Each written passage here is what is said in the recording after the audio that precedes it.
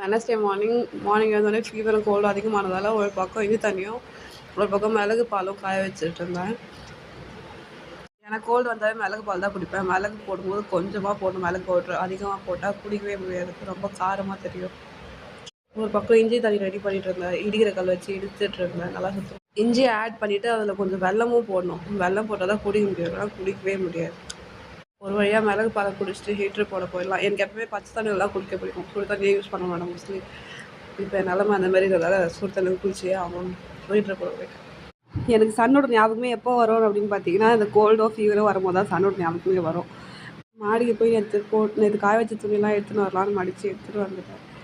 நேற்று ஈவினிங்கே போய் எடுத்துகிட்டு வரலான்னு பார்த்தா எடுத்துகிட்டு வர முடியல, உடம்பு ரொம்ப முடியலன்னு எனக்கு மார்னிங் தான் எடுத்துகிட்டே வந்தேன். துணி மேலேருந்து எடுத்துகிட்டு வரும்போதே மடித்து எடுத்துனது தான். கீழே எடுத்து வச்சேன்னா எனக்கு மடிக்கணுன்ற எண்ணமே வராது. உடம்பு நல்லாவே இருந்தாலுமே ஸ்கூல் போக மாட்டேன் ஏமாற்றி லீவு போட்ட காலம் போய் உடம்பு முடியும்னால ஸ்கூல் போகணுன்ற காலம் வந்துடுச்சு. ஓகே பாய், நெக்ஸ்ட் வீடியோவில் பார்க்கலாம். வீடியோ பிடிச்சா சப்ஸ்கிரைப் பண்ணுங்கள்.